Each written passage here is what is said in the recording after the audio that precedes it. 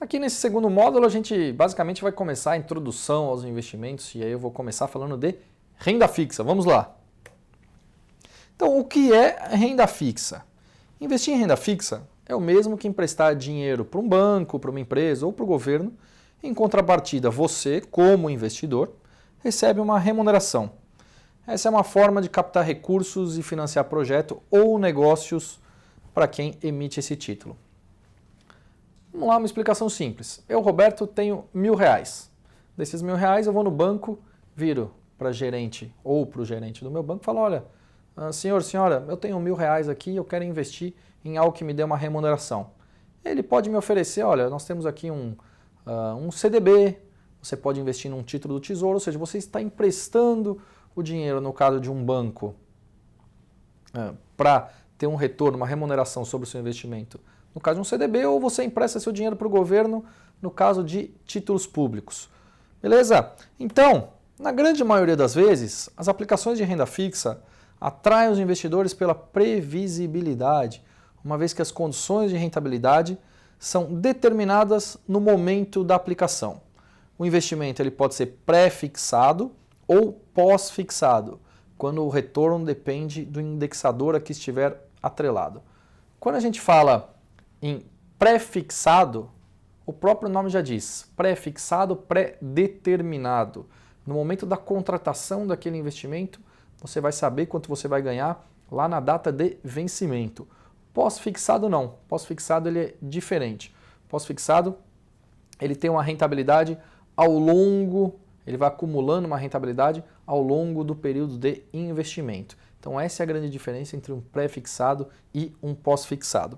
Um ponto importante, que em geral, renda fixa são produtos mais conservadores que você deverá ter numa carteira de investimentos.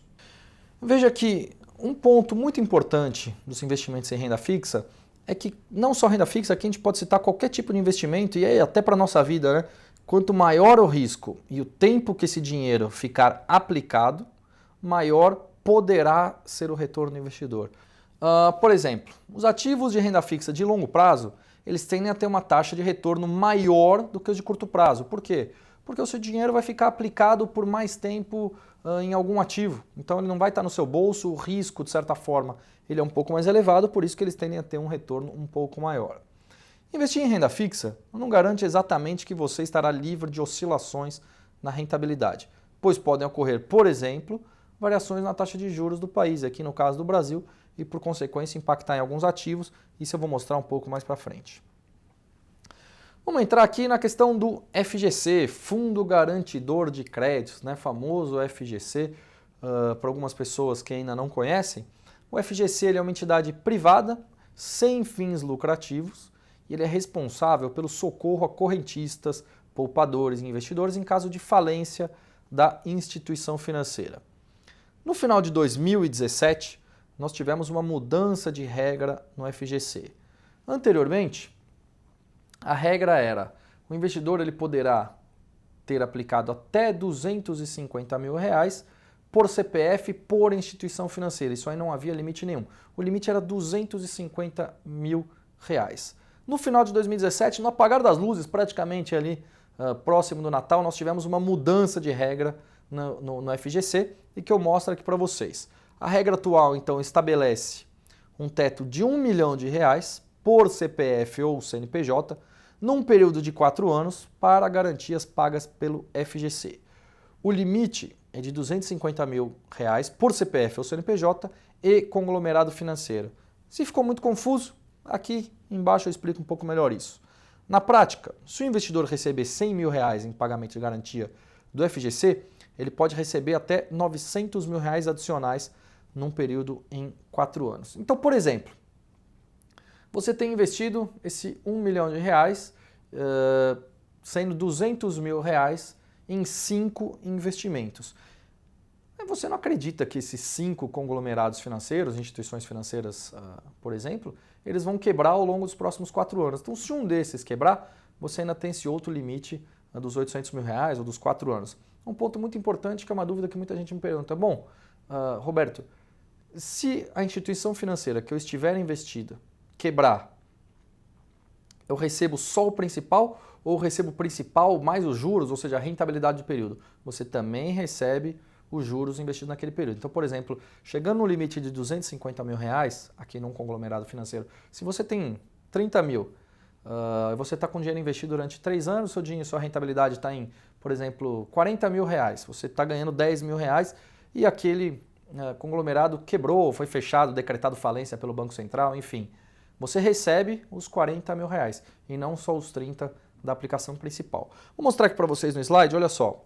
Quais são os instrumentos financeiros garantidos no FGC? Você tem aí os depósitos à vista, dinheiro na poupança, ou seja, o FGC cobra poupança, os CDBs, tradicionais CDBs e RDB pouca gente conhece, depósitos destinados ao pagamento de prestação de serviços, salários e aposentadorias. Você também tem as letras de câmbio, que são as LC, letras hipotecárias, LH, letras de crédito imobiliária e do agronegócio, que a gente chama de LCI ou LCA, e também as operações compromissadas nos termos da regulamentação. Veja nesse slide que eu busquei para vocês muitas informações, por exemplo, no site do FGC. Peguei direto de lá. Desde 2000 até o final do ano de 2018, quais foram as instituições financeiras que quebraram, que foram decretadas falências sobre elas. E aí, quando foi essa data, como por exemplo aqui na decretação do regime, quando foi feito o pagamento inicial e qual que foi esse intervalo. Então veja pessoal, muita gente pergunta se demoraria muito para receber esse dinheiro. Nos últimos 18 anos, levando em consideração de 2000 ao final de 2018, tivemos algumas instituições financeiras, algumas um pouco mais famosas, né, que acabaram quebrando, ali, como por exemplo o Banco Santos, o Banco BVA, o Banco Rural. E aí, na pior das hipóteses, a gente pode ver que os investidores demoraram ali, no caso do Banco Prosper, 5 meses e 4 dias para receber o dinheiro. Por outro lado, nós tivemos outros exemplos muito interessantes, como no caso do Banco Neon ali, onde os investidores receberam 14 dias depois da decretação do regime de falência do Banco Neon, eles acabaram recebendo seus recursos. Então isso acaba variando. E aí na média a gente diz que você pode receber de 2 a 3 meses os recursos, e levando em consideração todo esse histórico do FGC. Falando um pouco dos indexadores. Quais são os indexadores que servem de base para nortear a correção de valores nas aplicações? Nós temos aí dentro da taxa básica de juros, a Selic, a taxa de juros interbancária, o CDI, índice de preços ou inflação medido pelo IPCA e o índice de inflação pelo IGPM. Ou seja, aqui a gente vê 2 indexadores basicamente sendo pela taxa de juros e 2 de inflação. Eu queria falar para você um pouco sobre o CDI. Alguns slides para frente, eu vou mostrar alguns exemplos para você de como é o histórico do CDI, como é o histórico da taxa Selic. O CDI, como eu coloco aqui, taxa de juros interbancária, porque é uma transferência que os bancos fazem diariamente e a taxa é sempre muito próxima do histórico da taxa Selic. Tá? Então, por exemplo, nós temos aí no histórico recente dos últimos anos, eu vou falar que a taxa de juros se manteve estável por um bom tempo em 6,5%, ou seja, com Selic em 6,5%, o CDI se manteve em 6,4%, 0,1% abaixo. Isso foi ao longo de vários meses, mas no histórico, no geral, é bem próximo disso, 0,10%, 0,15%, e eu vou mostrar no histórico um pouco mais para frente. Então, dentro dos ativos de renda fixa, aqui no slide, eu vou falar para vocês agora sobre eles. Tesouro Direto, CDB, LCI, LCA, CRI, CRA, debêntures, fundos de renda fixa e também sobre a poupança. Vamos começar com os títulos do Tesouro Direto. O que é exatamente esse programa do Tesouro Nacional? Ele foi desenvolvido para a venda de títulos públicos federais para pessoas físicas por meio da internet. Foi um programa iniciado lá em 2002, ou seja, ele tem um histórico, de certa forma, não muito longo, mas o que é bem claro, a gente colocar isso, que já foi especulado muitas vezes sobre a possibilidade, quando nós estávamos no governo Dilma, né, uma perspectiva muito ruim para a economia, se o governo poderia dar calote ou não, e aí especulava sobre os títulos do Tesouro Direto. Isso não aconteceu, ou seja, nunca aconteceu do governo dar calote para aqueles investidores em títulos do Tesouro Direto. Lembrando que ele se iniciou em 2002 e até hoje isso nunca aconteceu. Então, por exemplo, aqui no slide a gente mostra que ao comprar um título público, você empresta dinheiro para o governo brasileiro, e aí o governo brasileiro ele pode investir em saúde, infraestrutura,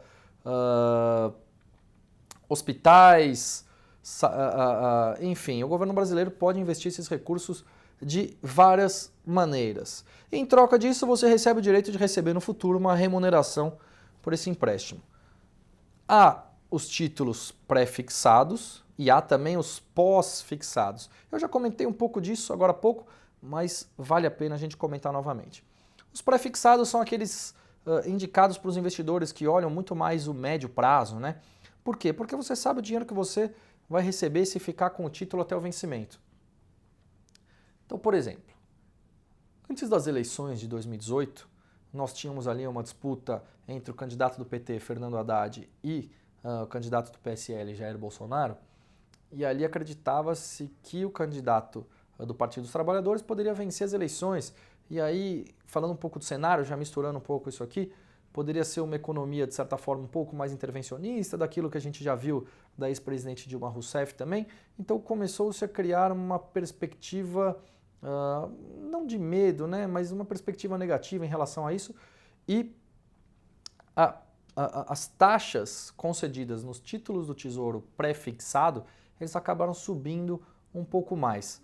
Então, por exemplo, eu vou passar mais para frente, eu acho que vai ficar muito mais fácil para mostrar aqui para vocês exatamente isso. Só voltando aqui no nosso slide, então, já os pós-fixados, como os títulos do Tesouro Selic, são mais indicados para investidores que visam curto prazo. Aquele chamado dinheirinho de emergência, enquanto o Tesouro IPCA para aqueles que têm como objetivo de longo prazo. E aí pode ser também longuíssimo prazo, né? Tem uns títulos do Tesouro IPCA com vencimento em 2045, 2050, são pessoas que objetivam a aposentadoria.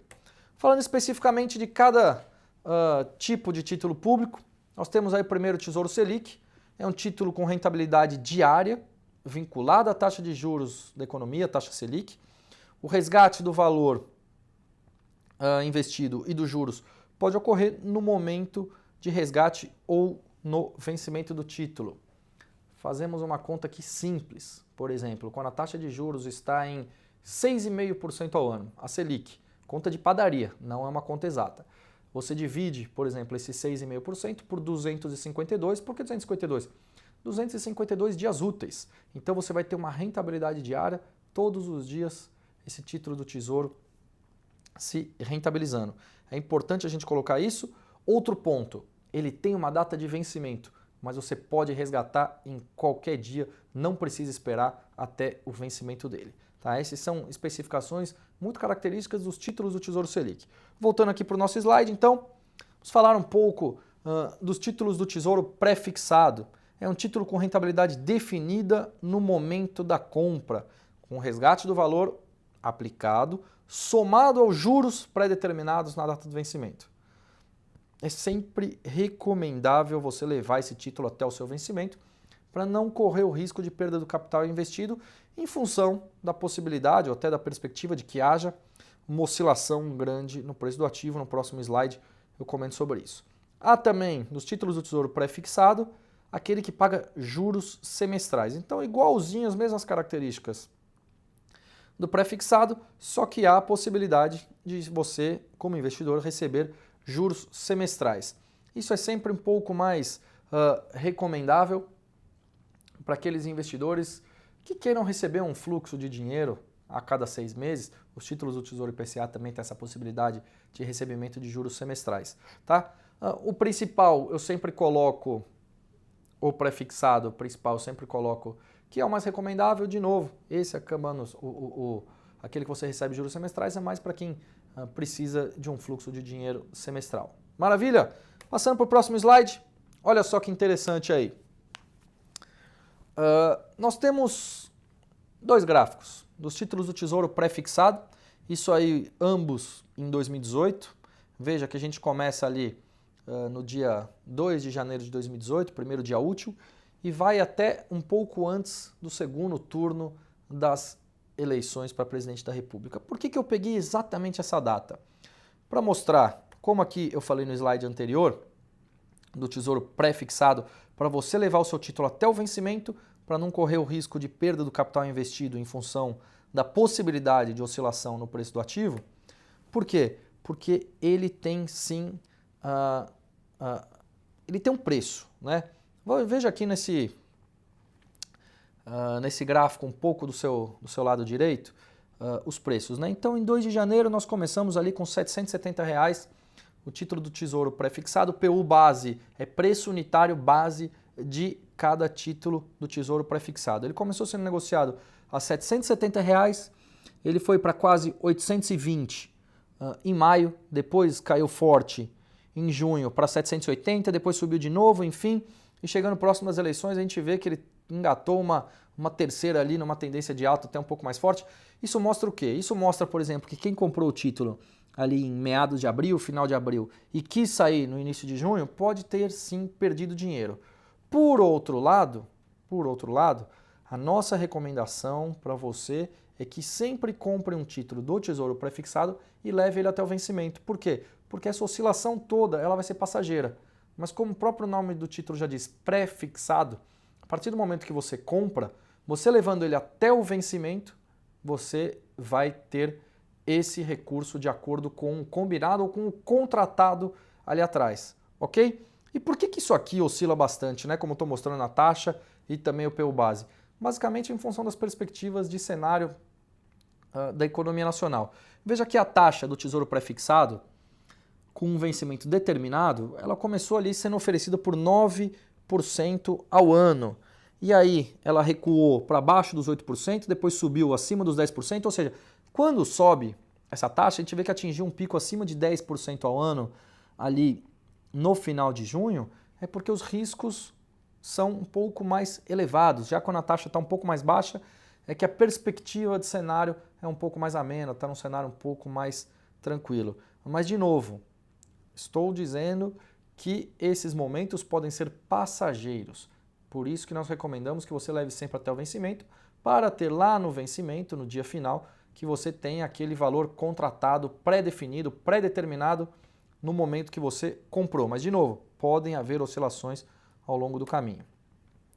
Passando para o Tesouro IPCA, nós temos aí um título com rentabilidade vinculada à variação do índice de inflação, o IPCA, acrescida de um prêmio, que é o que a gente chama de juros, definidos no momento da compra. O resgate do valor atualizado ocorre na data de vencimento do título. Para quem que é indicado? Basicamente para investidores que buscam a rentabilidade real. O que a gente chama de rentabilidade real?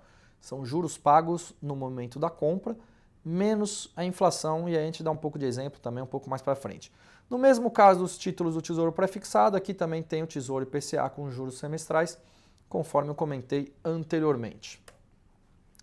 Veja aqui, esse é o Tesouro IPCA, também o PU base e a taxa. Veja o PU base como oscila, e oscila muito forte, né? O título começou a ser negociado no início de 2018 em R$ 685, chegou inclusive a bater quase 635 no começo de junho, e logo próximo das eleições para presidente da República passaram a R$ 785. Quer dizer, são oscilações realmente bastante fortes em que as pessoas não estão acostumadas. Mas, de novo, isso pode acontecer. Mas se você comprar no dia 1º de janeiro, para quem comprou, vamos chamar assim, 1º de janeiro de 2015, um título com vencimento em maio de 2024, ao longo desses 9 anos você vai ter aquela taxa contratada. No entanto, aqui nós estamos falando de um título pós-fixado. O que é esse título pós-fixado? A gente não comentou aqui que é um título com rentabilidade vinculada à variação do IPCA mais um prêmio, mais um juros. Esse prêmio, esses juros, ele é definido no momento da compra. Quando a gente fala que ele é pós-fixado, é porque pode haver variação na inflação. Então, por exemplo, os juros era de 5,5%, que é uma taxa média aí, histórica desde o lançamento desses títulos em 2005, mais a inflação do período. Vale lembrar, por exemplo, que em 2015 nós tivemos uma inflação acima de 10%, assim como em 2018 nós tivemos uma inflação aí próxima dos 4,5%. Ou seja, isso pode ser a variação. Você vai receber os 5,5%, mais os 10% para quem comprou, por exemplo, em 1º de janeiro de 2015. Naquele ano, ou seja, o investidor recebeu aqui quase 15%. Já em 2018, o investidor recebeu quase 10%, com aquele prêmio, os juros em 5,5%, mais 4,5% da inflação. Tá, então aqui a gente vê de novo os gráficos, o PU base e a taxa, veja só a taxa ali que eu falei que um histórico médio é de 5,5, quanto maior a taxa é porque o risco, a perspectiva de risco do país está um pouco maior. Quanto menor é porque de certa forma nós estamos num momento um pouco mais ameno, como aconteceu lá no início de janeiro, ou meados de janeiro basicamente, quando a taxa era abaixo dos 5% ao ano. Ok? Lembrando, é essa taxa mais a inflação ao ano. Passando para o próximo slide, a gente vai falar um pouco dos riscos.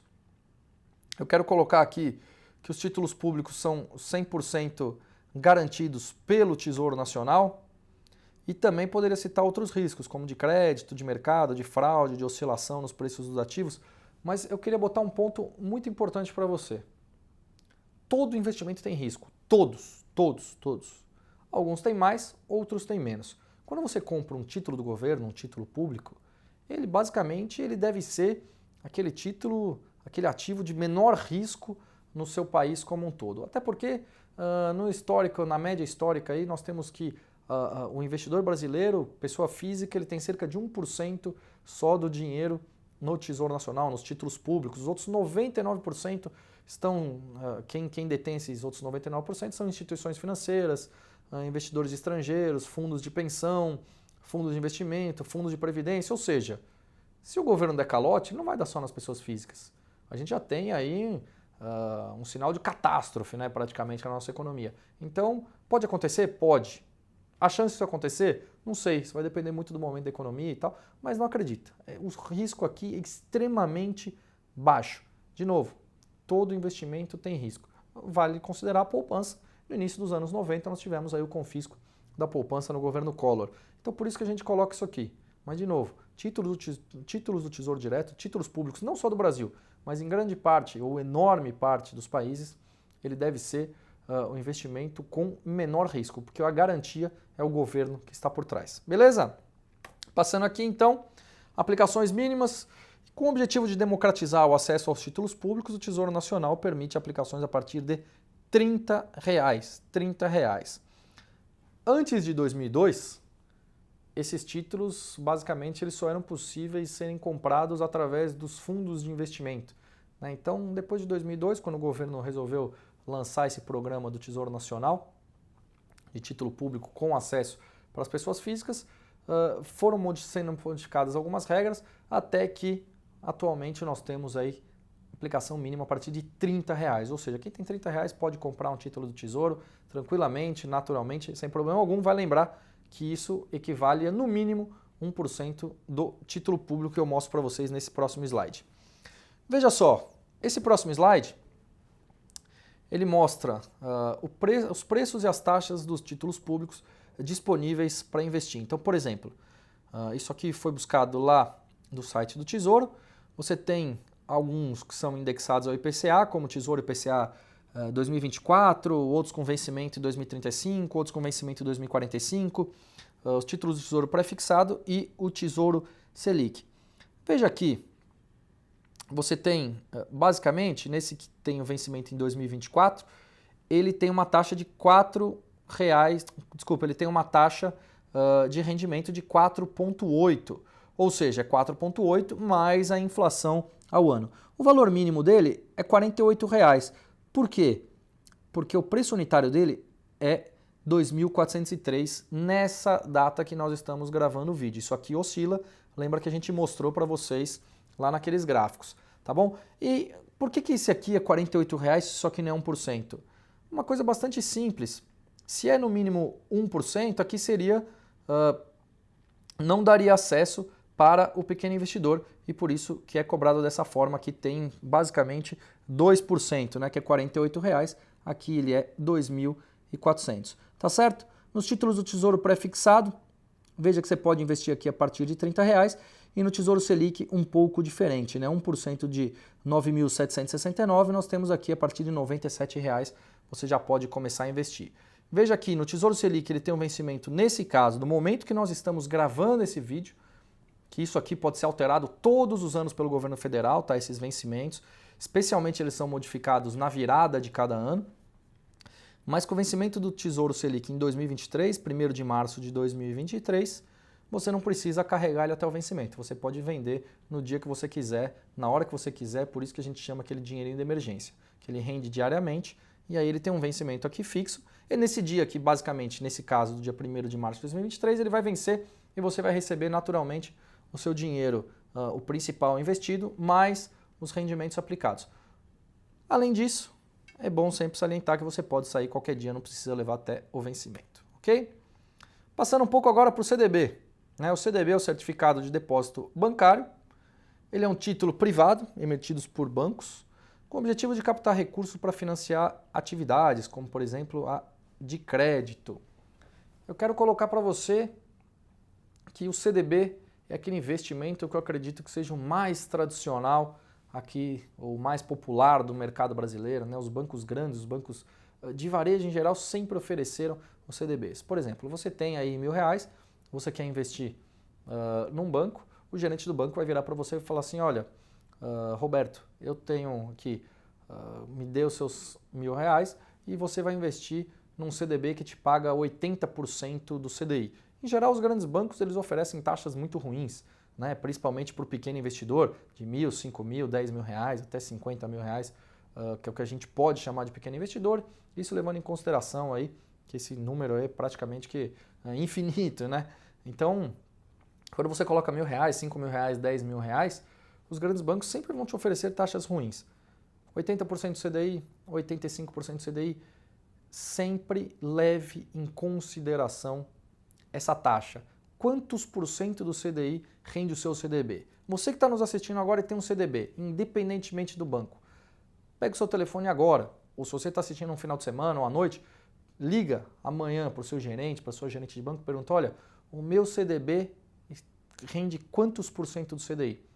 Tenho certeza absoluta que ele vai te falar, ou ela vai te falar, 75% do CDI, 80%, 85%, no máximo 90% do CDI. Aplicações acima, em geral, de R$1 milhão, aí você já pode ter um valor um pouco mais próximo dos 100% do CDI.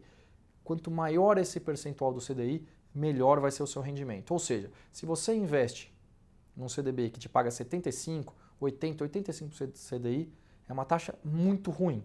Busque sempre elevar e sempre estar próximo cada vez mais dos 100% do CDI ou acima disso, porque as plataformas digitais de investimento já te apresentam algumas oportunidades como essa, ok? Passando aqui então a 3 tipos de CDBs, os pré-fixados, os pós-fixados. Basicamente eles têm características muito próximas daquilo que eu comentei nos títulos do Tesouro Direto, e os que remuneram uma taxa pré-fixada somada a algum índice de inflação, como IPCA ou IGPM, como no caso aqui do Tesouro IPCA. Quais são as vantagens desse investimento? Bastante tradicional, é coberto pela FGC, como eu já comentei. Em geral, os CDBs têm liquidez diária. Não necessariamente ele te apresentará ter uma liquidez diária.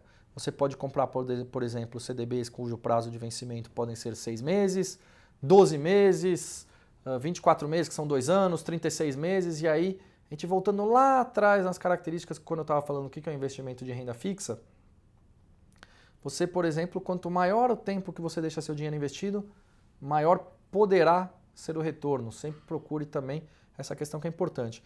E aqui esse item 4, olha só, fique atento à remuneração.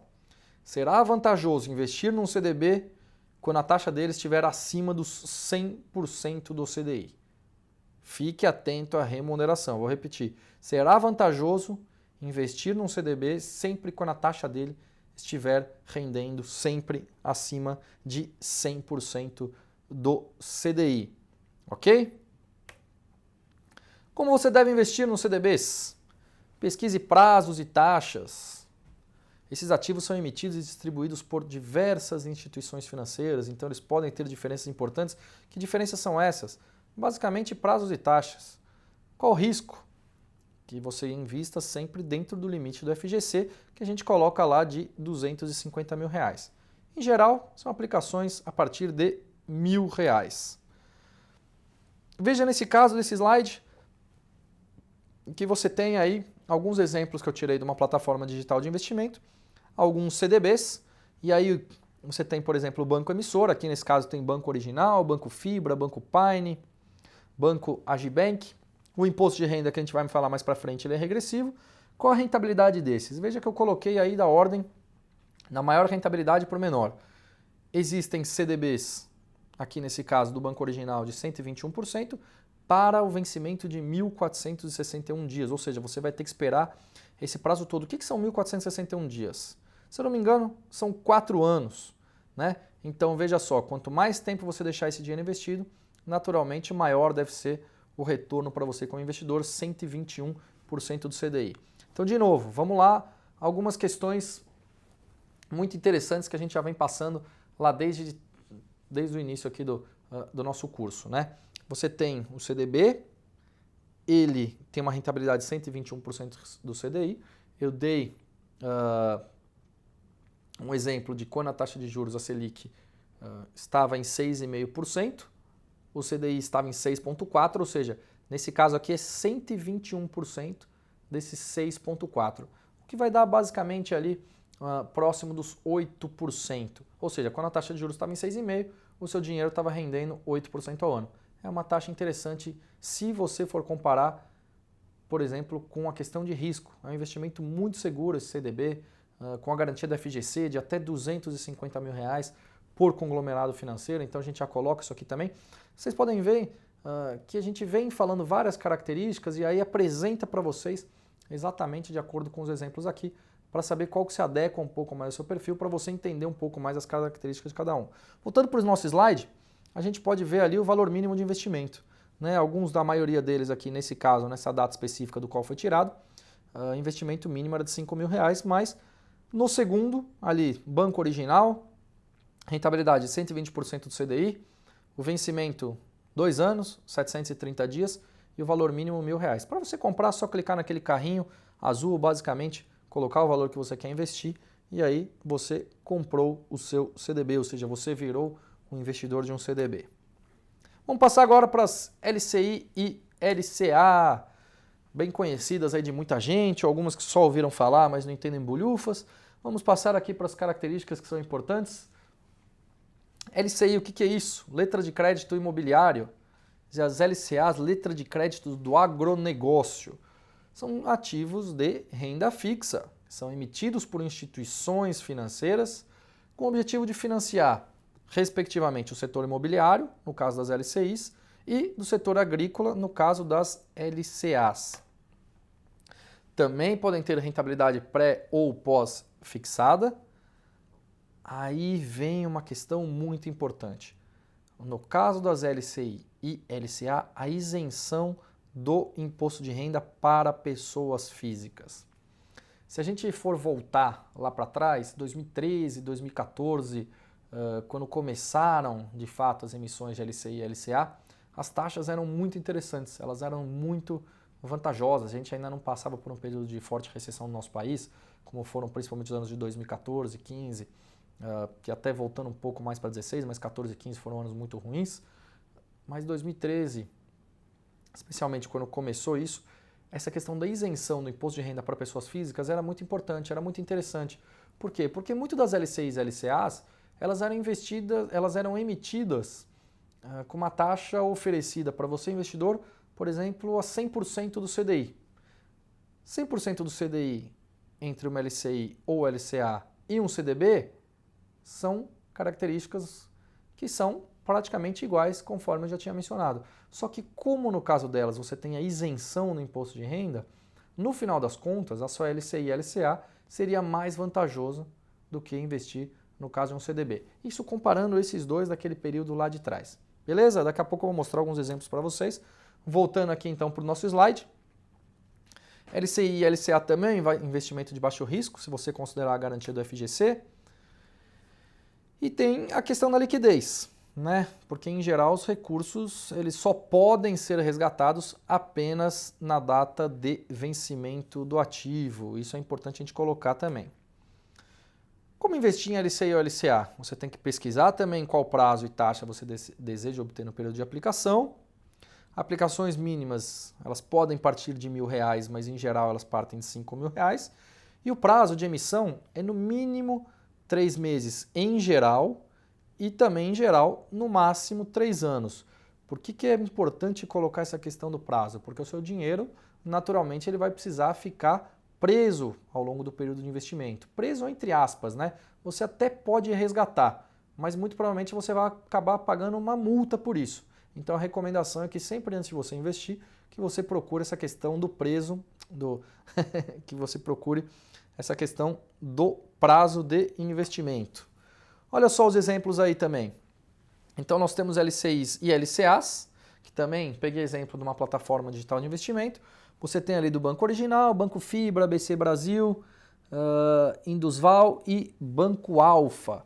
Qual que é a diferença entre LCI e LCA? Basicamente nenhuma. Para você investidor, nenhuma. Só que uma você está emprestando dinheiro para essa instituição investir os recursos no setor imobiliário ou para o setor de agronegócio. Tá? Então, para você como investidor não faz diferença nenhuma. Veja que elas são isentas de imposto de renda. A rentabilidade, veja que elas são bem diferentes. Né? Você pega ali no caso do Banco Alfa, de 1 ano, que são 343 dias, né? Aquela última na nossa tabela, que é praticamente 1 ano pagando 89% do CDI. Só que do Banco Original você tem lá aquela primeira pagando 95% por CDI, ou seja, uma taxa muito melhor do que do Banco Alfa, praticamente no mesmo prazo. E por que você deve investir em uma ou deve investir em outra? Se ela tem principalmente a garantia do FGC. Isso vai depender muito do perfil do investidor. Né? Você fica à vontade para escolher qual você quiser. Em geral, as pessoas acabam escolhendo aquelas que te oferecem a melhor taxa, como nesse caso específico aqui do Banco Original, até porque os prazos são praticamente iguais. Beleza? Você pode ver que também o valor mínimo, eles têm aqui a partir de R$5.000 e alguns cobram justo até R$50.000, como no caso dessas LCIs e LCAs do Banco ABC Brasil. Mas, de novo, isso é na data de gravação do curso. Tá? Isso aqui pode mudar naturalmente, em geral, sim, de novo, a partir de R$5.000, mas também pode partir de R$1.000. E aí você olha uma tabela dessa, você vê todas as explicações que eu dei e pergunta, bom, Roberto, em qual que eu deveria investir? Eu acho que essa é uma das principais preocupações das pessoas, né? É aquilo que eu estou falando. Em geral, as pessoas acabam escolhendo pela melhor taxa. Tá? Basicamente, é isso. Você está dentro daquela questão da garantia do FGC, dos R$250.000, isso é sempre muito importante. Você tem que olhar o prazo de investimento, lembrando que o seu dinheiro vai ficar preso nesse período, ou seja, não busque resgatar esse recurso. Entre LCI e LCA é basicamente a mesma coisa. Tá? Então, espero que eu tenha respondido essa pergunta, que eu acho que é uma das principais aí que o pessoal me questiona no dia a dia, em qual você deveria investir. Se é pré-fixado, se é pós-fixado, a gente explicou. No caso dos títulos do Tesouro Direto também, qual você deveria investir. O pré-fixado é para quem olha muito mais o médio prazo, porque eu recomendo que você leve até o vencimento. O pós-fixado, que é o Tesouro Selic, aquele dinheirinho de emergência. LCI e LCA, tanto faz para você, investidor final, qual é. Tem que definir só o prazo e o valor mínimo que você vai investir, mas em geral as pessoas olham a taxa por causa da garantia do FGC. Maravilha? Beleza? Vamos partir então para o CRI e CRA. Esse é também, de novo, essa tal sopa de letrinhas que a gente mostra a cada hora, né? Mas é legal você considerar o seguinte, você considerar que esse é um curso que vai ficar disponível sempre aí para você que você tire suas dúvidas e possa voltar quando você não entender absolutamente nada. Então, o que é o CRI e o que é o CRA? O CRI é o Certificado de Recebíveis Imobiliários e o CRA é o Certificado de Recebíveis do Agronegócio ou Agrícola, como queira. São títulos de renda fixa emitidos por instituições securitizadoras.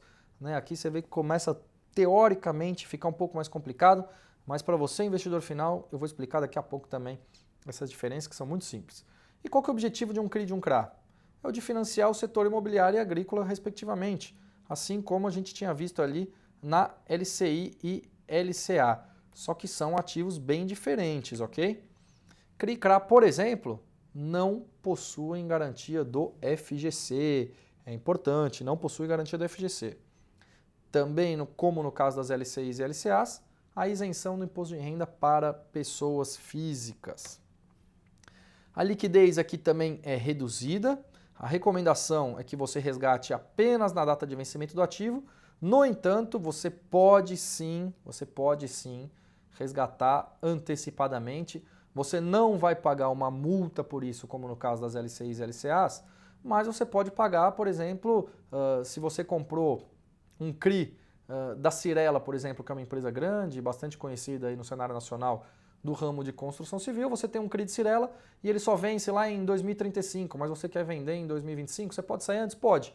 Precisa ver se vai ter comprador para esse seu CRI e aí o preço ele vai variar conforme a demanda. Se tiver uma demanda boa, ok, você vendeu. Agora, se a demanda, por exemplo, estiver ruim, você sabe que você tem que se desfazer logo daquele ativo porque você precisa daquele dinheiro, então você acaba empurrando a qualquer taxa.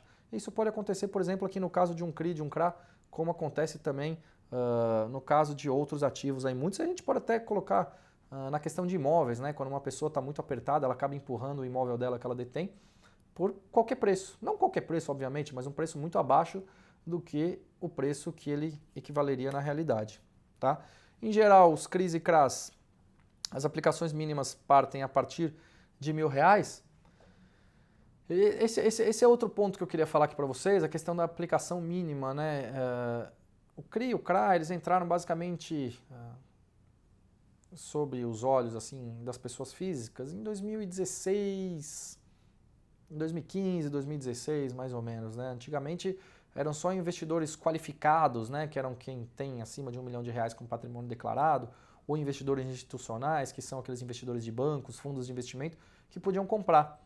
Mas com esse acesso, democratizando esse acesso aos investimentos, que a gente tem visto ao longo de todos esses últimos anos, os CRIs e os CRAs também partiram para ser uma aplicação a partir de R$1.000. Ou seja, é outro acesso, é outro investimento que você também tem uma opção de escolher aí para colocar na sua carteira de investimentos. Beleza?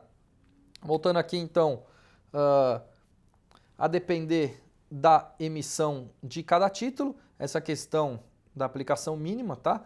Se, por exemplo, uma instituição securitizadora que emite um CRI de Cyrela, ela acha que tem que ser R$300 mil porque ela não quer pulverizar muitos investidores dela, ela investe com um preço mínimo ali, uma aplicação mínima de R$300 mil.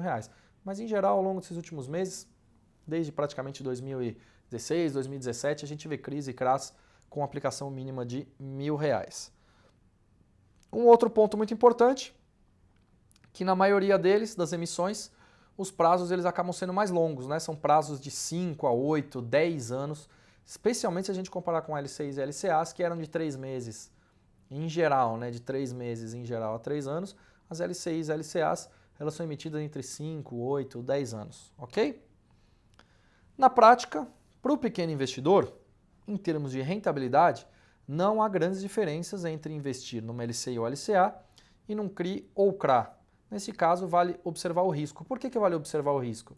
Porque basicamente você não tem a garantia do FGC, como a gente mostra nesse slide a seguir. Então, olha só, estava falando do tal do CRI da Cyrela, né? Esses aqui são exemplos reais numa plataforma digital de investimento. O que você tinha? Então você tem, vamos falar daquele primeiro, né? CRI de Cyrela, imposto de renda, isento, rentabilidade, 98,5% do CDI, vencimento, 1.317 dias. Qual que é o valor mínimo? R$ 1.030,35. Vocês podem ver que aqui é uma diferenciação até que relativamente grande das LCIs e LCAs, né? Primeiro, vamos nesse de baixo aqui, o segundo, né? O CRI RB Capital Securitizadora, ela quem está fazendo a emissão do CRI da Allianz Shopping Center, com vencimento em junho de 2022. Está muito claro ali na segunda linha. Ela é isenta de IR, a rentabilidade pago é 96,5% do CDI ao ano, ou seja, de novo, se a taxa de juros estava em 6,5% ao ano e o CDI em 6,4%, é 96,5% desses 6,4%. O que vai equivaler próximo de... a gente está sem calculadora agora, mas vai equivaler pouco próximo acima aí dos 6%. Tá bom? Por que o vencimento aqui é, por exemplo, 1.309 dias? Porque nesse caso, ele já foi emitido esse CRI de Allianz, que é do segmento de shopping center, ou seja, alguma pessoa que quer vender, né? Então isso aqui já foi emitido, já houve aquilo que a gente chama de emissão primária, né? Que é quando a Allianz quer levantar recursos e ela emite pela primeira vez para o mercado, e aí a gente chama de mercado secundário, né, que já está sendo negociado entre os investidores em geral. Por isso, é alguém querendo vender para outra pessoa, o valor mínimo é aqui de R$ 1.006,65 para você adquirir, para você comprar, basicamente você clica nesse carrinho azul. O que chama atenção aqui da gente para explicar para vocês também? Aqueles últimos 5 exemplos, veja, você tem o primeiro entre os 5, um CRA da Gaia Agrosecuritizadora. Ela emitiu um CRA de Jales Machado, né? CRA, vale lembrar que é do segmento de agronegócio, né? Então essa empresa Jales Machado, para quem não conhece, é uma empresa do setor de agronegócios. A rentabilidade aqui é 0,75% mais CDI, ou seja, vou voltar de novo na mesma especificação. Taxa de juros estava em 6,5% a Selic, o CDI em 6,4%, ou seja, você ganha 6,4% mais 0,75% ao ano, o que equivale, aí nesse caso, a 7,15%. É isso? É exatamente isso. Então, nesse caso, você ganharia 7,15% ao ano, quando a taxa de juros estiver em 6,5% ao ano. Ok? E aí, aqueles últimos 3 ali é negativo, é taxa negativa, né? As pessoas podem esperar, o que é esse negócio negativo? Aqui é porque o risco ele é um pouco menor, né? Se vocês forem ver esse CRI de Direcional, de Iguatemi, de Allianz Shopping Center, são riscos relativamente menores. Então as empresas elas acabam pagando um pouco menos para o investidor. Isso é natural que isso aconteça. Aquela questão que eu estava falando de relação risco-retorno. Quanto maior o risco, maior poderá ser o retorno. Quanto menor o risco, menor poderá ser o retorno. Maravilha? Nesse outro slide, você vê aqui também alguns outros exemplos, né? Como um CRI de Alphaville, outro de BR Foods, empresas um pouco mais conhecidas, Iven, Natura, muito conhecida do público em geral, vencimentos muito longos, né? Alguns, por exemplo, em 2032, 2027 também, e vejam só as taxas, como são diferentes daqueles que eu tinha apresentado anteriormente, né? Esse CRI de Alphaville é uma empresa do segmento de construção civil, ele vence em 2024 e a taxa de emissão é CDI mais 3,90 ao ano.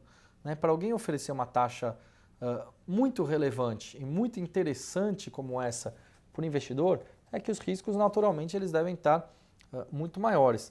Outro caso aqui, CRI de Natura. O vencimento aqui ele é 2031, tá? Não 1931 como ele está aqui. Paga-se IPCA mais 6,5 ao ano, com isenção do imposto de renda. Isso é uma bela taxa, levando em consideração quando, por exemplo, a taxa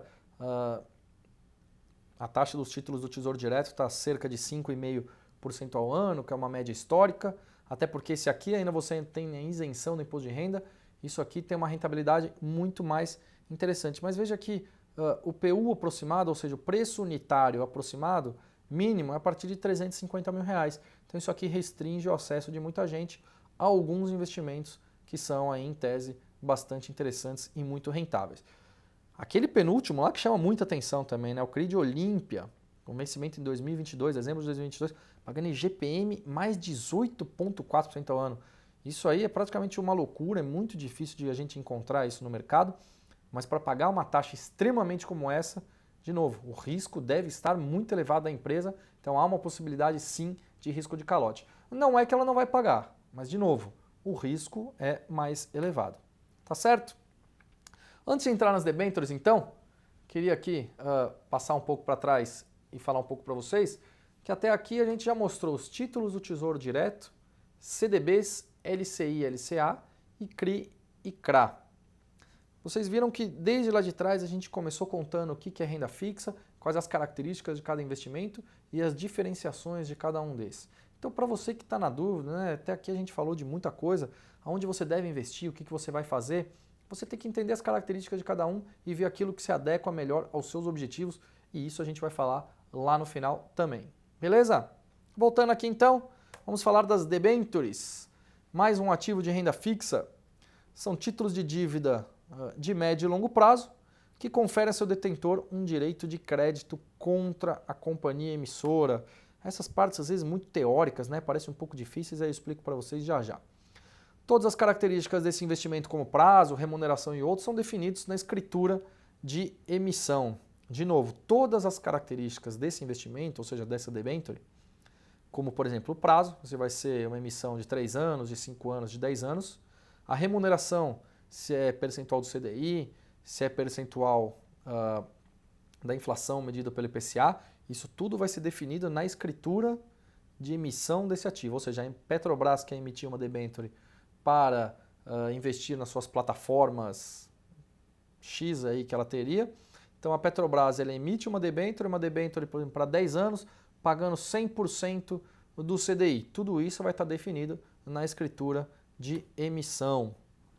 As debêntures elas podem ser tanto pré ou pós-fixadas. De novo, cabe exclusivamente à empresa, no momento da emissão do ativo, definir essas características.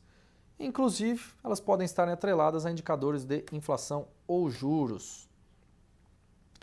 As debêntures, por elas serem negociadas no mercado secundário, elas possuem uma liquidez, digamos, razoável e, portanto, há a possibilidade de resgate diário. Eu vou mostrar mais para frente que a gente tem uma série de debêntures que são negociadas no mercado e aí algumas sim têm liquidez diária, outras não têm. É claro que quando você tem, por exemplo, uma debênture da Petrobras, da Vale, do Pão de Açúcar, naturalmente você deve ter aí uma liquidez um pouco maior, ou seja, você consegue negociar isso a qualquer momento. Agora, se você tem uma debênture de uma empresa muito menor, dificilmente você vai conseguir resgatar ela no momento que você quiser. Um caso muito característico e específico das debêntures é que existem aquelas que são chamadas de infraestrutura. Por quê? Porque essas exclusivamente de infraestrutura, elas possuem isenção do imposto de renda sobre os ganhos para as pessoas físicas. Então isso confere um potencial um pouco maior de ganho a esses investidores em relação a outros ativos de renda fixa. Vai lembrar, LCI e LCA também tem isenção de imposto de renda, CRI e CRA também tem isenção de imposto de renda e aqui no caso as debêntures apenas de infraestrutura, tá? Vale notar isso porque tem duas características de debêntures. Por quê? Porque tem algumas empresas que não são do setor de infraestrutura e que emitem uma dívida como essa. Elas não possuem a garantia do FGC. Como que você deve investir? Basicamente, você deve pesquisar quais debêntures estão disponíveis. No mercado secundário, quando você quer negociar no meio dela, ou no mercado primário, que é quando ela vai emitir pela primeira vez para o mercado. Tá? Então você tem, de novo, vou dar aqui o caso de Petrobras, porque eu acho muito mais simples a gente explicar isso. Uma emissão primária. Petrobras vai emitir uma debênture porque ela precisa investir numa plataforma X que fica no Oceano Atlântico, enfim. Ela precisa captar 10 bilhões de reais. Então ela emite uma debênture de 10 bilhões de reais. Os investidores eles têm acesso a isso numa emissão primária, porque pela primeira vez isso vai ser negociado. Todas as características, como prazos e taxas, isso vai ser definido na emissão dessa debênture. Aí ok, ela emitiu, os investidores estão lá, compraram, beleza. Vamos agora para o mercado secundário. O que é esse mercado secundário? A partir do momento que você teve uma emissão primária, ela vai ser negociada nesse mercado secundário. E aí você, investidor, que comprou essa debênture da Petrobras, você vai poder negociar com terceiros. Então por isso que a gente chama disso de mercado primário e também mercado secundário. Beleza? Em geral, as aplicações mínimas de uma debênture, ela parte de R$1.000. Veja aqui,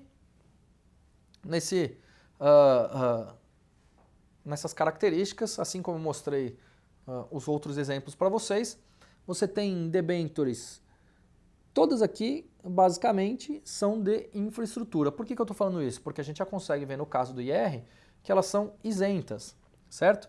Então vamos pegar do primeiro para o último caso, vocês podem ver que eu separei aí de novo pela questão da taxa, da rentabilidade. A primeira, debênture de entrevias concessionária, pagando IPCA mais 6,05 ao ano, o vencimento dela, veja que é muito mais longo, que é mais de 10 anos, e o valor mínimo de R$ 107.974. Ou seja, isso aqui já é mercado secundário. Por que eu estou falando isso? Porque senão ela não estaria negociado dessa forma com um valor assim. Como em geral é a partir de R$ 1.000, como vocês podem ver praticamente abaixo dessa primeira, todas elas têm um valor, né? Por que elas estão nesse valor de R$ 1.100, R$ 1.200, até provavelmente R$ 1.400, R$ 1.500? Basicamente porque elas já são negociadas no mercado secundário e tiveram uma valorização. Por que valorização? Por várias razões de mercado que podem ocorrer, tá bom? Então a gente vê outras várias aí, estou procurando aqui para ver se a gente tem um nome um pouco mais conhecido. Aquelas duas últimas, debênture de Tractebel e da Eng Brasil, são empresas do setor de energia. A quarta de baixo para cima, Copasa, né, companhia de saneamento lá de Minas Gerais, eu acho que acredito que é um pouco mais conhecida, veja que ela paga 4,1% mais IPCA ao ano, lembrando que aqui há isenção no imposto de renda e que não há garantia da FGC, ou seja, os riscos são as empresas emissoras aqui nesse caso. Beleza? Finalizando então esse módulo todo de investimentos em renda fixa, espero que todos vocês tenham compreendido, tentei mostrar muitos exemplos, por que vocês devem comprar um ativo em detrimento do outro, o que é mais interessante, o que é menos interessante, aquilo que deve ser observado. Daqui a pouco a gente vai para o próximo módulo. Um grande abraço!